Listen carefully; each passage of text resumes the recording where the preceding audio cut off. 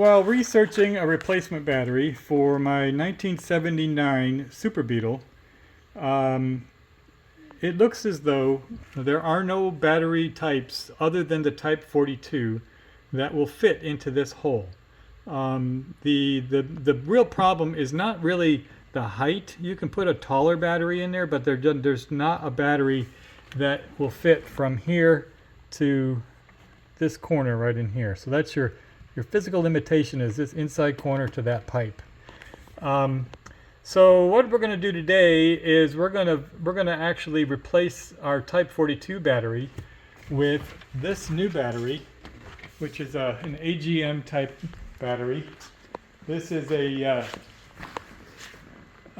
what is this? It's a Type 48. So it's an 1.5 inches longer than the Type 42 battery.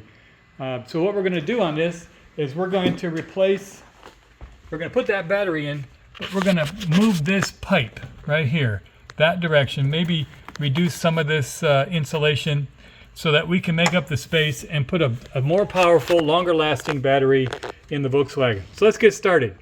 All right, so one other thing that I should mention is one of the reasons why I'm prompted to do this little remodeling in the battery section is that there's a hole in the floor.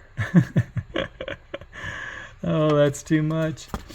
So years and years and years ago, I put this piece of foam in here to manage what was, cracks or a void or something. I really doubt that it had a hole that big, but left to rust unabated without being able to see behind that foam, it went ahead and made a big old hole. So the other day I was underneath the car and I saw that there was a big gaping hole, so I decided, hey, let's have a look at that.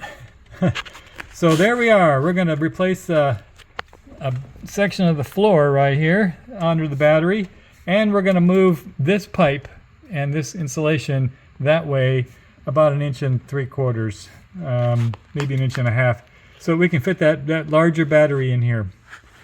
All right, so that's interesting. So once I put that insulator off, it looks like this is that insulator is intended to be a seat warmer for the bottom of the back seat, and that the heater, which comes from the air cooling system, comes in through here, has a little vent right here that goes to your foot warmer. There's a little vent right here, and this right here, there's a cable that turns a little flapper valve on and off, so you can turn on and off the foot warming vent, which anybody who's ever driven a Volkswagen and ever tried to use those foot warmer vents, they're more like lava vents. They will burn your foot right the hell off. So anyway, we're going to change this. We're not going to have a seat warmer in the back, and we're not going to have a foot warmer vent. Basically what I'm going to do is I'm going to take this section of pipe off with this goofy slotted holes, and I'm going to put a flexible tube from here to here to give me that space that I need. So I'll be able to reclaim this entire section of space, because the flexible hose will come into there. At the very least, we'll have a heater vent that will go up to the front of the car, which is what this channel does, and that's good for the window vents and whatnot. We don't want to sacrifice that. But as far as the floor heaters and the butt heater on the rear, nobody ever sits in the rear. Why would I want this big old honking thing? I'd much rather have a battery that starts the car when I need it to. So this is coming out. So I'm cleaning out all the debris on the floor, and look what I found. A quarter. It's a 1979 quarter. Well, this car was made in 1979, originally imported into Virginia, so this the original owner might have dropped this quarter in the back of the seat, and it slid down and sat there forever. So there you go. 1979 quarter. That's really kind of interesting that it's the same year that the car was made. All right, so this should be a pretty simple metal layout. There's just a couple of flanges we're going to form along this back edge here, and it's a cone. So this front part will be wrapped into a circle, and this back part will be wrapped into an ellipse, kind of like that. That'll be the ellipse on the back part, and this will be the cone or the circle on the front part. And those two will come together, and right about in here we're probably going to put a bend in it, but this is aluminum, so it'll lend itself very well to a bend right in there. And then so the battery will be right in there like that. It'll fit right in there. So let's go ahead and cut this thing out, make a cone, and do a dry fit, and then see where we need to put that bend. All right, so there's the cone. Kind of mocked up, goes inside on there and outside on here. Got some flanges for some sheet metal screws once we get to that point. But that's not going to be enough. This will give me now about 10 inches from here to there, but I need another 3/4 of an inch. So I'm going to mark a little thing right here, and then we're going to put a little indent right in here just to give me that extra 3/4 of an inch. All right, so there you go, a little dry fit of the battery. It looks like it's going to fit just fine. That vent has no intrusion whatsoever on there. And we just need to fix the floor so that the battery won't fall through the floor when we're driving along. And that's the next step. So let's get on to it.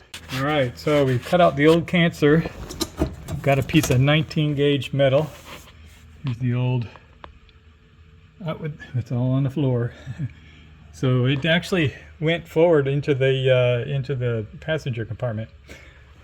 So this piece of metal the floor is not flat. It has some ribs. They do that for a little extra there. They do that for, there's a rib right here, and there's a rib right here. So I'm going to mark those ribs and bend the piece of metal. So then the metal will be able to fit better in there, and it'll be more rigid. Now this is 16 gauge stuff, so it's a little hard. I'm going to have to take it into the vise and bang on it with a hammer a bit, but it'll make all the difference. A piece of flat metal is a lot less rigid than a piece of metal with a bend in it. So there you go. It's not pretty, but it fits. A little bend in the middle right there will get it down into that little groove. Got another one on this side for that little groove. Fits in there just fine. All right, moving on. All right, so the next thing here is this old little battery mounting bracket right here. This needs to be 7 inches from this end over here. So what I've done here is I've gone ahead and measured and traced out where it's going to be, and I'm going to go ahead and I'm going to weld that in. See, I've cleaned off the bottom here, got all the old nasty flooring off of it, and I'm going to go ahead and weld that in. Now I say welding but I'm not going to be welding this patch panel onto the floor, because the floor has such a thin metal surface. Eventually we're going to replace this this floor panel with a with some floor pieces, but this is a kind of a stopgap measure just to put this big battery in here. In order to do that, we need to have this piece of metal put in here. So I'm going to go ahead and tack this in, and then we'll be able to go ahead and start mounting this thing in place. All right, there you go, all tacked in and ready to go. That has a lot of rust on it, so the next thing we're going to do here is we're going to pre-coat this with paint. We're going to manage it with rust, and we're going to have a look at the car and see if we can mitigate some of the rust on the floor down there too. Well, the product that we're using to mitigate the rust in the battery box area is this stuff called Rust Converter Ultra. It goes on a little milky, and then you can see underneath that milk that all of the brown is turning black. Basically what there is phosphoric acid that turns the iron oxide into iron phosphate, which is inert. And this also has sort of a coating material. You can see on their little cover, it turns it black after you put it on, and that's what we're going to go for. So all that will be black. All right, so once that dries up, we're going to go ahead and put the new patch down, and we'll throw some silicone around the seal and throw some rivets in there, and that will be done. We can move on to installing the battery. All right, so that's what it looks like. Now ordinarily, if I was doing a restoration or taking this to the next level, I would weld this into place, and you wouldn't see all the paint. You'd see raw metal, and I would paint after the fact. But in this case, we want to roll this into service this weekend, and I don't really have a great deal of confidence in how thick the underlying surface is, so we're going to rivet this into place and seal it with some silicone. So here you can see what that rust preventive stuff, the rust converter does. It turns black when it's done. You remember it was kind of a purplish beige when I first put it on there, but it converts all that rust to phosphoric or iron phosphite, and that's inert, and it'll stop the rust in its tracks.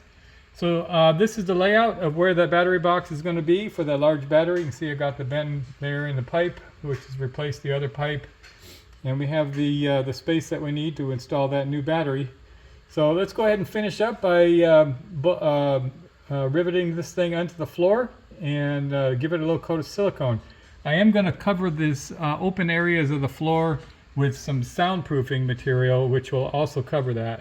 So that'll be the finish up. All right, so in this step here, I placed the battery into its slot and mocked up the fixtures.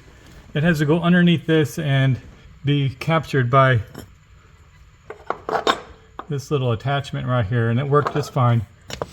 And so then I stood on this side with the batteries on that side, and then I ran some pilot holes in the corners and just put some rivets in there, just kind of loosely. I didn't clamp them down, but just filled the holes.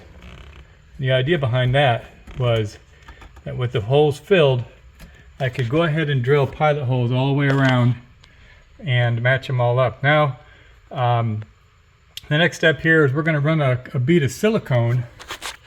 Here, let me pull this out. We're going to run a bead of silicone all along here, and it will match up with that, and then we'll rivet these down into place. Now again, this is not the preferred method. The preferred method would be to weld it, but again, I don't know how much I can rely on how thick this material is. I'll probably end up burning through it. So this will be a stopgap measure until we get some new floor pans in here. It'll last for a few more years anyway. So let's go ahead and throw that silicone in there. All right, there's a little bead of silicone all the way around there. Let's go ahead and drop this thing in place and squish it out, and we'll start throwing some rivets in there. So I want to mention one more thing before I get going here. This is off camera. I went ahead and cleaned the barbs off. When you drill through one side of the metal, you're going to have a little barb at the end. So what I did, I flipped it over and put a larger drill bit on there and just clean that barb out. I didn't want to scratch the paint up any, so using a larger drill bit will just put a ring around it and clean off that barb. That way you don't have anything that's going to be teetering, and you get a good seal between the two pieces of metal. All right, there you go, all riveted in. Got the silicone adjusted around the edges. That is about as good a patch that you can put without welding into a floor panel. When we get close to done, I'm going to take a shot from underneath. We did not use rivets that were too long, so they should not be protruding too much.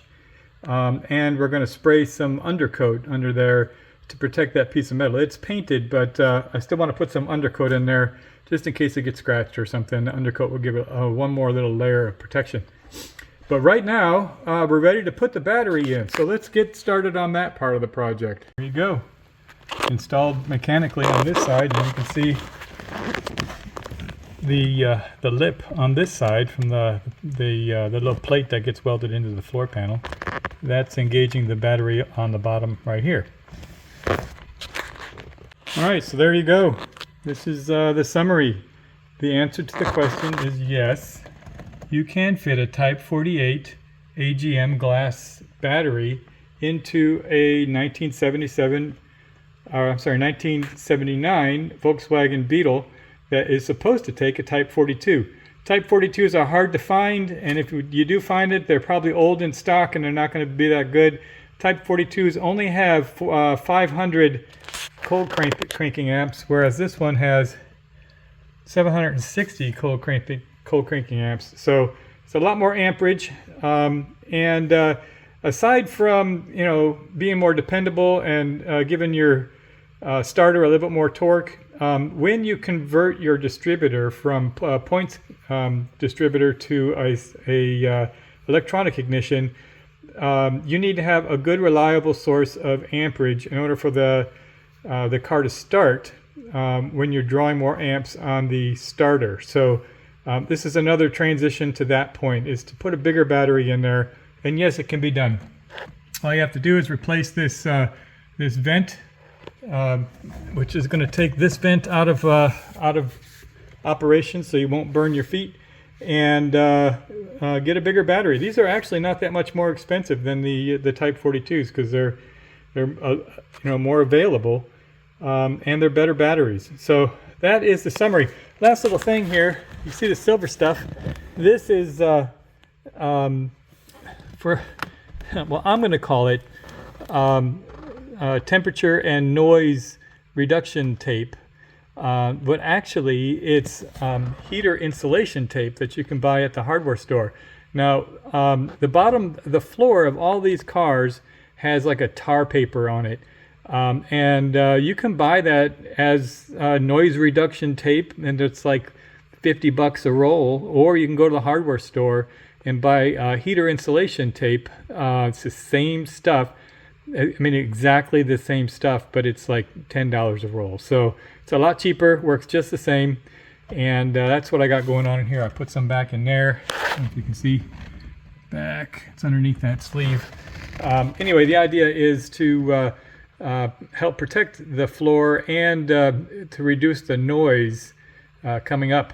The last step we're going to do, I'm not going to cover on the video, is I'm going to put some undercoat to cover that piece of metal, and then I'll be done with that. So there's your summary. If you have any questions or comments about this project today, just leave them in the notes. I always answer all my comments, even snarky ones. But have some fun. Take it easy.